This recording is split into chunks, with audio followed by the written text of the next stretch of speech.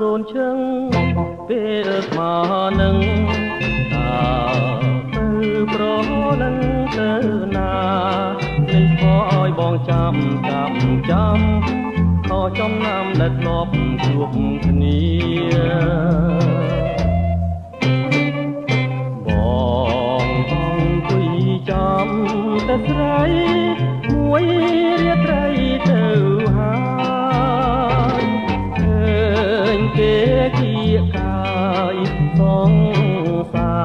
បានថាអូនបណ្ដាទេមិនមែនទេច្រឡំទេស្មានតែរូបស្រីហមញ៉ាំបារីបំភ្លេងតែបំភ្លេងមិនបានចាំមួយយប់ទៅហើយអូនណាយបងចាំយូរទៅនៅតែមិនឃើញស្នេហ៍ញ៉ាំកាហ្វេកុំឲ្យងងុយអង្គុយចាំមើលលើចាំយូរទៅ